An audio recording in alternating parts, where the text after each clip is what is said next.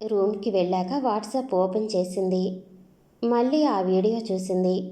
అందులో పృథ్వీ చిరునవ్వుతో రెండు జేబుల్లో చేతులు పెట్టుకుని ఉన్నాడు. ప్రణవ్ అని అతను గిఫ్ట్ ఇస్తుంటే ధన్య వినమ్రంగా తీసుకుంటుంది. పృథ్వీని పరిశీలనగా చూసింది. తెలియని నెంబర్ నుంచి మరో వీడియో వచ్చింది. దాన్ని ఓపెన్ చేసింది. సేమ్ వీడియో ఎవరు పంపారో తెలియదు. కింద మెసేజ్ ఉంది. అది చదవగానే కోపం వచ్చింది. ధన్య నీలాంటి అమ్మాయే, కానీ వినయం తన సొంతం. చూసి నేర్చుకో. ఒళ్ళు మండిపోయింది. ఏమనుకుంటున్నాడు? మొహం ఎరుపెక్కింది. వెళ్ళి చెడామాడ అడిగేయాలనుకుంది. నాకు వినయం ఉంటే నీకేంటి, లేకుంటే నీకేంటి, నాకు అసలు వినయం అవసరం లేదు అని మెసేజ్ పెట్టింది. ధన్యకి ఈ మెసేజ్ చూపెట్టాలి, అప్పుడు తెలుస్తుంది అతని మంచితనం. టైం చూసుకుంది. ధన్యను తన రూమ్కి రమ్మంది. తను కొంచెం పని ఉంది అన్నది. ఇప్పుడు అందరికీ 3 గంటలకు ఇంటర్వ్యూ. యాక్చువల్గా 2కి అన్నారు, కానీ 1 గంట ఆలస్యం అవుతుంది. ఇంటర్వ్యూ ప్రిన్సిపాల్ రూమ్లోనే జరిగింది. పృథ్వీని మెయిన్ లాగున్నాడు. మరో 2 అతనితో పాటు ఉన్నారు. ఆ రోజు చూసిన పృథ్వీలా లేడు. కొత్త కాంతులు విరచిమ్ముతున్నాయి అతని మొహంలో. కళ్ళు కాంతిగా ఉన్నాయి. అసలు ఇంటర్వ్యూకి అటెండ్ కాకుండా వెళ్ళిపోవాలనుకుంది. కానీ వాస్తవాలు తెలియకుండా తొందరపడకూడదని వచ్చి కూర్చుంది. తండ్రికి ఫోన్ చేసి మాట్లాడింది. మంచి కంపెనీ అయితే చేరిపో నాయనా అన్నాడు. తల్లి అదే క్యాంపస్లో కొన్ని మీటర్ల దూరంలో ఉంది. కానీ ఆ విషయం ఇద్దరికీ తెలియదు. తల్లికి ఫోన్ చేయగానే చాలా ఉత్సాహంగా మాట్లాడింది. కనీసం క్యాంపస్ సెలక్షన్స్ అన్నావే అని కూడా అడగలేదు. తనే గుర్తు చేసింది. అప్పుడే గుర్తొచ్చినట్లుగా మర్చిపోయానే అంది. అమ్మా, సెలెక్ట్ అయితే జాయిన్ అవ్వమంటావా అడిగింది. జాయిన్ అయిపో, మళ్ళీ కావాలంటే వేరే చూసుకోవచ్చు కదా. తమ ఇంటి పరిస్థితి అది. తనకైతే వేరే ఎక్కడైనా సంపాదించుకోవచ్చు అన్న నమ్మకం ఉంది. కానీ ఇక్కడ ఎందుకు వదులుకోవాలో అర్థం కావటం లేదు. నెట్లో సెర్చ్ చేసింది. క్యాంపస్ సెలక్షన్స్ జరుగుతున్నాయని ఉంది. రెప్యుటేటెడ్ కంపెనీని ఎందుకు వదులుకోవాలి? అతన్ని కలిసింది 2 సార్లే. మొదటిసారి డ్యాన్స్ చేసినప్పుడు, రెండవది డ్రెస్ తీసుకొచ్చినప్పుడు, మూడోసారి ఈరోజు పొద్దున ఎగ్జామ్ హాల్లో. ఇప్పుడు ఇంటర్వ్యూలో కూడా అతనే ఉండవచ్చు. ఈ చిన్న పరిచయంలో తను ఎందుకు అతిగా ఆలోచిస్తుంది? ఇంతకు మునుపు చాలాసార్లు తన వెంటపడి మరీ ఏడిపించిన వాళ్ళు ఉన్నారు. వాళ్ళ గురించి తను అసలు లెక్క చేయలేదు. ఎంతో నిబ్బరంగా ఉండేది. అలాంటిది ఇతడి విషయంలో ఎందుకిలా? ఊహించిన విధంగా అతను తన కొరకు వస్తే ఎక్కడో ఉన్న చిన్న ఆనందం, క్రేజీ ఫీలింగ్ని అణచి అతన్ని ఎందుకు రెచ్చగొట్టేలా మాట్లాడింది? అయినా తను మాత్రం ఏమంది? ఇది చెప్పటానికి అంత దూరం నుండి వచ్చారా అనేగా. అంతే. కానీ అనటంలో తేడా ఉంది. అమ్మ అనేది మగాడు మన వైపు మళ్ళీ చూశాడు అంటే నీకు తెలియకనే నీవు అట్రాక్ట్ చేశావని అర్థం అని. నర్మదా పేరు పిలిచారు. ఆలోచిస్తూనే వెళ్ళింది. ఎదురుగా కూర్చుంది. అతను కలిసిన ఉత్సాహంలో యాక్టివ్గా ఉన్నాడు పృథ్వీ. నర్మద రాగానే కూర్చో అన్నాడు, బాగా పరిచయం ఉన్నట్టు. అంతకు మునుపు వెళ్ళిన ఇద్దరు కంఫర్ట్గా రిలాక్స్గా కూర్చోండి అని ఫ్రెండ్లీగా ఉన్నాడు అనుకున్నారు. కానీ తనను మాత్రం కూర్చో అని అన్నాడు. Are you okay? అప్పుడు తలెత్తింది. పృథ్వీ పక్కన ఉన్న అతను అడుగుతున్నాడు. ఎస్ సార్ అంది. తను రాసిన పేపర్ పృథ్వీ చేతిలో ఉంది. Nice performance, wonderfully resolved. అది పొగడ్తలా లేదు. చటుక్కున పృథ్వీ వైపు చూసింది. ఆ కళ్ళు సూర్యకిరణాలలా నర్మదను గుచ్చుతున్నాయి. కళ్ళుకు ఎండపడ్డట్టుగా తెలియకనే చెయ్యి అడ్డం పెట్టుకుంది. ఏమైంది? Are you nervous? నథింగ్. ఒక క్షణం కళ్ళు మూసుకుంది. తర్వాత నార్మల్గా మారింది. అత్త, బోర్ కొట్టేసిందా? ఇది ఆల్రెడీ ఫిక్స్డ్ ప్రోగ్రామ్. అంతేకాదు, ఇది కాని చేశాననుకో ఇండియాలో మరో 1 రోజుల పాటు ఉండొచ్చు. అందుకనే నేనెలా వెయిట్ చేయించాల్సి వచ్చింది. అందులో ఊహించని అనుకోని కలయిక మనది. దానితో ఈ ప్రోగ్రాం ఆపుకోలేకపోయాను. సంజయ్ షేగా అన్నాడు. పోరా, నాకు సంజయ్ షీ ఏంటి? నీకోసం ఎదురు చూడటంలోనే నాకు సంతోషంగా ఉన్నది.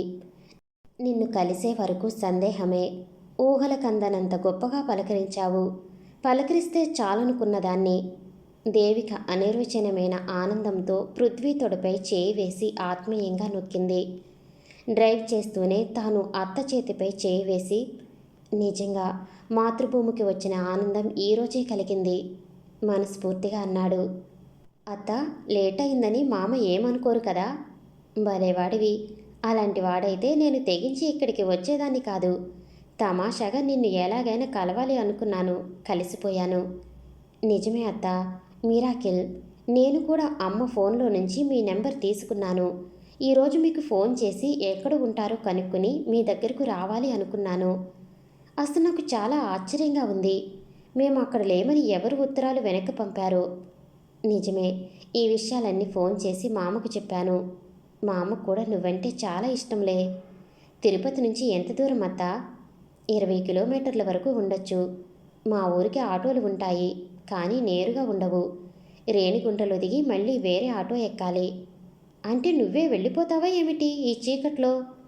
దేవిక ఏం మాట్లాడలేదు. అత్త, నువ్వు నా బాధ్యత. ఇన్ని రోజులు నీ జాడ తెలియక ఉన్నాను. ఇప్పుడు నిన్ను ఒంటరిగా ఎందుకు వదిలేస్తాను? అలా కాదురా, నువ్వు అక్కడికి ఎందుకులే అని. ఏం, నాకు మా మామని చూడాలని ఉండదా? చూద్దువులే. రేపు ఈ రోజులాగానే ఇద్దరం బయలుదేరి వచ్చేస్తాం. నువ్వు వచ్చేసే, ఈ రోజులాగానే హాయిగా తిరుగుదాం. అత్త హాయిగా అన్న విధానానికి నవ్వొచ్చింది పృథ్వీకి. అదేం కాదు, నేను మీ ఊరికి వస్తున్నా, మీ ఇంటికి వస్తున్నా.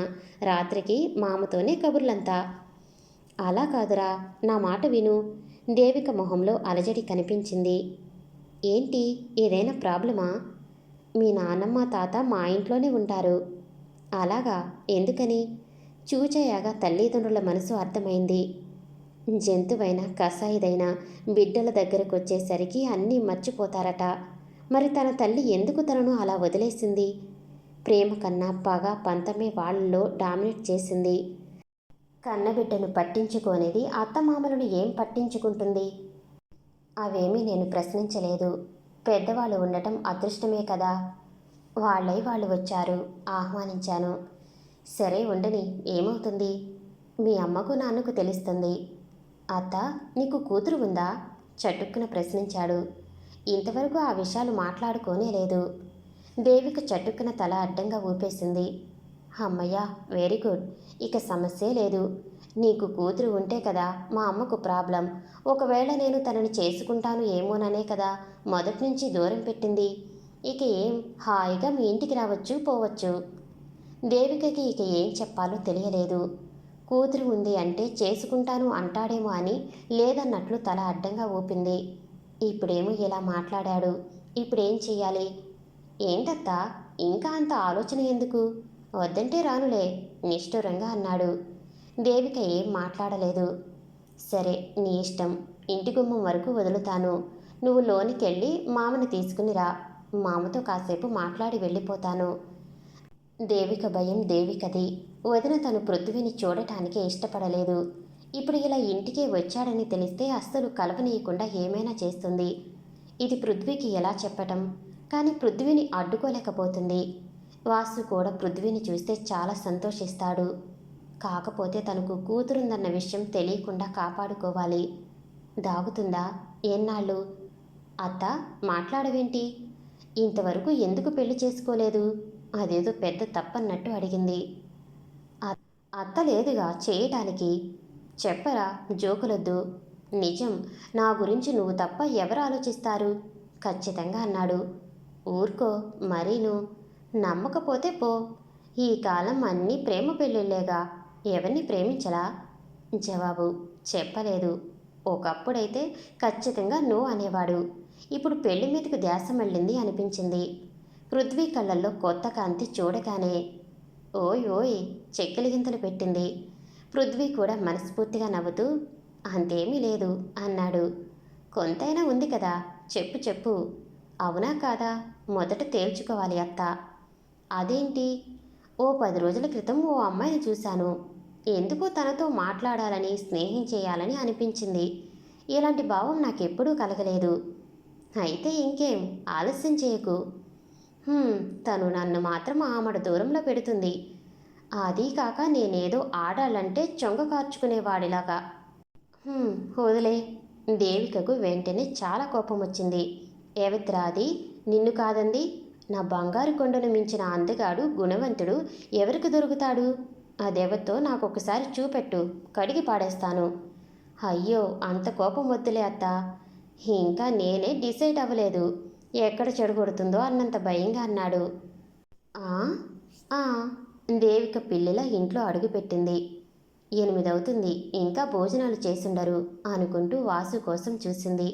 సత్యవతి హాల్లోనే తచ్చాడుతుంది. ఎక్కడికెళ్ళావు? అడిగింది ఆరాగా. నర్మద దగ్గరకు తడుముకోకుండా సమాధానమిచ్చింది. ఆమె శారదకు ఫోన్ చేస్తుంటుందని తెలుసు. తనకెవ్వరూ లేరు వెళ్ళటానికి, ఉండేదల్లా వాళ్లే. అది పనికి పిలుస్తారు. నాగరత్న పిలవదు.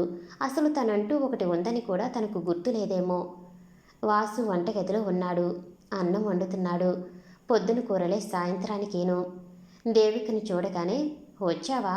చీకట్లో ఎలా అని కంగారుగా ఉన్నాను. దేవిక మెల్లగా అన్నట్టు నోటిపై వేలు పెట్టి సైగ చేసింది.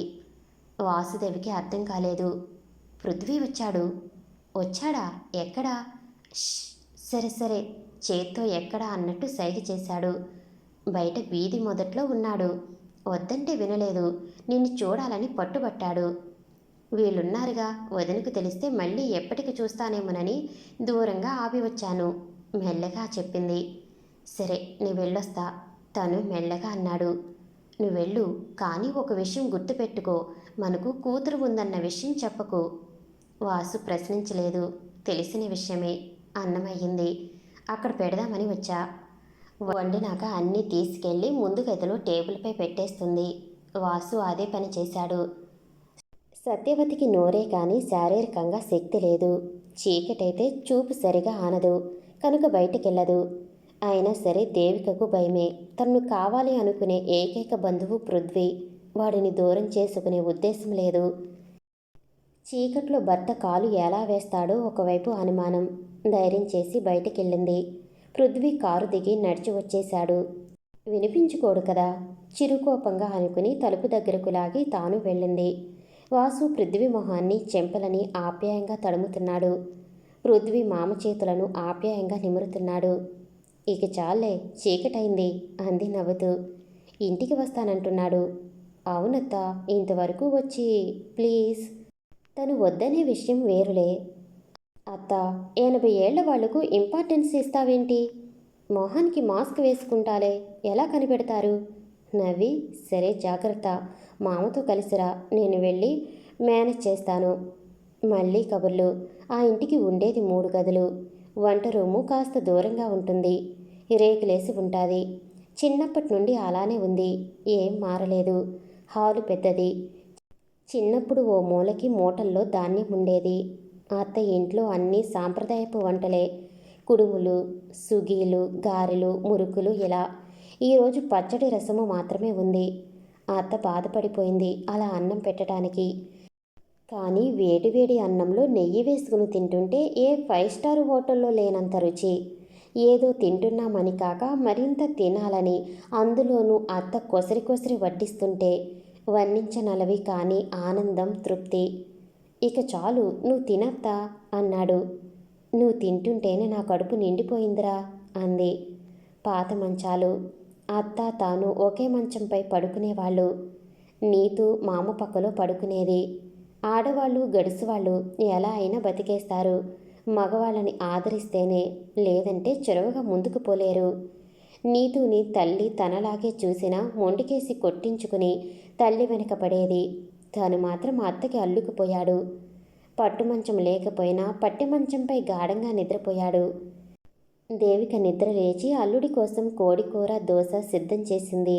వేపుడు చేసింది. వాసుని గుమ్మం వద్దే కూర్చోమంది. ఎవరూ లోపలికి వెళ్లకుండా. సత్యవతికి ఇల్లంతా తిరగటం అలవాటు. వాసు ఉండే చోటికి మాత్రం పోదు. వయసు రీత్యా ఇద్దరూ లేచేది లేటు. లేచాక చురుగ్గా ఉంటారు. పృథ్వీ వాళ్ళని ఓ కంట చూశాడు. ఈ వయసులో వారికి కావలసింది నిశ్చింత. అది అత్త అమరుస్తుంది. కానీ వాళ్లే ఇంకా మారలేదు. నాన్నకు బుద్ధి లేదు. తల్లిదండ్రులను వదిలేశాడు. ఎంత సంపాదించి ఏం లాభం? ఇంట్లో తల్లిదండ్రులకు చోటు లేకపోయాక వాళ్ళని పలకరించాలని ఉన్నా అత్తని కంగారు పెట్టడం ఇష్టం లేక మౌనంగా ఉండిపోయాడు. ప్రణవ్ కూడా నీలానే ఉంటాడు. వాడి డ్రెస్ నీకు సరిపోతుంది, స్నానం చేసి వేసుకుంటావా అడిగింది దేవిక బిడియంగా. పృథ్వీ నవ్వి, నా తమ్ముడు అంతవాడయ్యాడా అంటూ తీసుకుని పెరటి వైపు వెళ్ళాడు. పృథ్వీ వచ్చేలోపు టిఫిన్ రెడీ చేసి గదిలోకి తీసుకెళ్ళింది. తృప్తిగా తిని మళ్ళీ పడుకోబోయాడు. ఇదిగో వాళ్ళు లేచేలోపు బయలుదేరు అంది. రూమ్ లోపలే ఉన్నా కదా. వద్దురా, నా ఆనందాన్ని చెడగొట్టకు అంది. నేను మామ పొలం వైపు వెళతాం. ఏం మామా అడిగాడు. పృథ్వీ ఎక్కువసేపు ఉంటే కూతురు గురించి తెలిసిపోతుంది. తను పర్వాలేదు, భర్త ఎక్కడో ఒకచోట విషయం బయట పెట్టేస్తాడేమోనని భయం. వెంటనే రెడీ అయిపోయాడు వాసు. సరే మీరు బయలుదేరండి వెంటనే పంపేసింది. 10కి గాని లేవని సత్యవతి కూర వాసనకి లేచింది. బయటికి వచ్చి ఇవాళ ఏమైనా పండుగ అడిగింది. మా ఆయనకి తినాలనిపించిందంట. ఓహో, పొలానికి వెళ్ళి టౌన్కి వెళ్ళి వచ్చేసరికి లేట్ అవుతుంది చెప్పింది. తను ఉండదనుకుంటే అత్తగారిని చూసుకోమని రాములమ్మకి చెప్పి వెళ్తుంది. పృథ్వీతో ఈరోజు కూడా గడిపి పృథ్వీని పంపించేయాలి, లేకుంటే విషయం బయటపడిపోతుంది. అదృష్టం ఎవరినో ఇష్టపడ్డాడట. ఆ అమ్మాయితో పెళ్లి జరిగిపోతే తను అసలు విషయం చెప్పి క్షమించమని అడగొచ్చు. అతను పొలం దగ్గర చూడగానే మరింత హుషారొచ్చింది పృథ్వీకి. కారు మధ్యలో ఆపి నడిచి వచ్చేసరికి దేవిక అడ్డదారిలో పొలం చేరుకుంది. రాత్త పరిగెత్తుతాం. అప్పటికి గబగబా నడిచి రొప్పుతున్న దేవిక, చాలేరా పరిగెత్తే వయసా నాది అంది నవ్వుతూ. ఏం వయసులే అత్త, పరిగెత్తే మనసుండాలి. చిన్ననాటి సంఘటనలు గుర్తు తెచ్చుకుంటూ అన్నాడు. మామ పరిగెత్తు, అత్తను పట్టుకో. పృథ్వీ అలా హుషారెత్తించగానే వాసు చాలా రోజుల తర్వాత పగలబడి నవ్వాడు. భర్త అంతగా పొలమారేలా నవ్వుతుంటే ముచ్చటేసింది. దా పట్టుకో అంది ముందుకు పరిగెడుతూ. పోవే నువ్వు నీ పిల్లాటలు అంటూనే పరిగెత్తటానికి ట్రై చేసి దేవిక పరుగు చూసి, ఇదిగో ఈ వయసులో నీకు అవసరమా? నడుమో కాలో పట్టేస్తే ఏం చేస్తావు? భార్య మీద ప్రేమతో దబాయించాడు. నా సంగతి సరే, నీకు మాత్రం ఆ జోరేంటి? ఇక చాలు, కాసేపు కూర్చుని వెళదాం అంటూ గట్టిపై చతికిలపడింది. వారిద్దరికీ ఒకరిపై ఒకరికున్న ప్రేమానురాగాలు చూస్తుంటే ముచ్చటేసింది. ప్రతి మనిషికి తన మంచి కోరుకునే వాళ్ళు ఉండటం, ఉన్నతిని చూసి చప్పట్లు కొట్టి వెన్ను తట్టి ప్రోత్సహించే వాళ్ళు ఉండటం ఓ గొప్ప వరం. ముగ్గురు ఒకే వరుసలో కూర్చుని కారణం లేకనే నవ్వుకున్నారు. మామ ఇదేం పంట? వేరుశనగ. ఆ పక్క ఖాళీగా ఉండేది అది మనదే, కానీ నీళ్లు లేక బీడు పెట్టాల్సి వచ్చింది. మోటార్ లేదా? ఉంది, చిన్నది, ఎకరాకు సరిపడా వస్తాయి. పెద్దది వేసుకోవచ్చుగా. వాసు దానికి జవాబివ్వక నవ్వి ఊరుకున్నాడు. మనకన్ని డబ్బులు లేవులే. ప్రణవ్ మంచి ఉద్యోగమే చేస్తున్నాడు కదా. వాడికేంటో వ్యవసాయం నచ్చదు. ఏం బాగుపడ్డారు అంటాడు. మమ్మల్ని వ్యవసాయం వదిలి రమ్మంటాడు. నాకు బాగాలేక అప్పులు పాలైనాము. ఇప్పుడు పర్వాలేదు, అప్పు తీరుతుంది. ఏమైనా నీ మేలు మర్చిపోలేము పృథ్వీ. సమయానికి ఆదుకున్నావు. అలా అనుకు మామా. లేదురా, చిన్నవాడివైనా పెద్ద మనసుతో ఆలోచించావు. ఆ రోజు మా దగ్గర చిల్లిగవ్వ లేదు. మీ అత్త ఎవరి దగ్గర చేయి చాచింది నోరు తెరిచి అడిగితే. వాసు గొంతు దుఃఖంతో మరి పెగల్లేదు. ఊరుకో, బంగారు తండ్రి గట్టెక్కించాడు కదా. ఆ మాటతో పృథ్వీ ఛాతి ఉప్పొంగింది. తను ఎంతో సంపాదించి ఉండొచ్చు, కానీ ఉపయోగపడింది, తనకు ఆనందాన్ని ఇచ్చింది ఇదే. తన వాళ్ళను సుఖపెట్టడంలో ఉన్న ఆనందం ఎందులోనూ ఉండదు. ఆరోగ్యశ్రీతో నాకు పెద్దగా ఖర్చవ్వలేదు. అయితే సమయానికి ప్రణవ్ చదువుకు బాగా ఉపయోగపడింది. వాడు ఏ రోజు ఆ జాబ్లో ఉన్నాడన్నా నీ చలువే. ఊరుకో మామా. లేదురా, మనసులోని భావాలు చెప్పుకొని. ఆ తల్లి కడుపు చల్లగుండా బంగారు తండ్రిని కనింది. పృథ్వీకి నవ్వొచ్చింది. వీరి మంచితనం కాకపోతే ఇవ్వని డబ్బు తీసుకోవటం ఏమిటి? వీళ్ళ మంచితనమును వాళ్ళు క్యాష్ చేసుకున్నారు. అత్త నాన్న బోరు వేయించాడు అన్నది. అందులో ఏ మతలబు దాగుందో. ప్రణవ్కు డబ్బు ఖర్చయింది, కానీ పాపకు. వాసు నోరు తెరవగానే వాసు తొడపైకెళ్ళి గబుక్కున ఏదేదో మాట్లాడేస్తూ మాట తప్పించింది. ప్రణవ్ ఇంటికి పొద్దున కల్లా చేరుకున్నాడు పృథ్వీ. ఏంట్రా ఇంత పొద్దున్నే వచ్చేశావు? చెప్పాను కదా, ఈరోజు మీరు నాతో ఫ్రీగా మాట్లాడాలి. ప్రతిరోజు ఫ్రీగానే కదా, మాకేమైనా ఫీజు ఇస్తున్నావా? చాలే, పెద్ద జోక్ వేశావు. శశిని పిలు, తను ఏదో పనిలో ఉన్నట్టు ఉందిరా. కుదరదు, నీకు ముందే చెప్పాను ఏ పని పెట్టుకోకూడదని. అప్పుడు ఫ్రీగానే ఉన్నానురా, ఇప్పుడు కుదరదు అంటున్నాను కదా. తన మూడ్ ఏమీ బాగోలేదు. ఎవరి మూడు బాగోలేదు? నీదేమో, నాది కాదు. చిరచిరలాడుతూ వచ్చింది శశిరేఖ. సరైన టైంలో రాలేదేమో. పృథ్వీ మనసు కొంచెం వెనకంజ వేసింది. ఇది పరిస్థితి. నిస్సహాయంగా చూశాడు ప్రణవ్. బోణీనే సరిలేదు, నిరాశగా అన్నాడు. ఏంట్రా అసలు విషయము?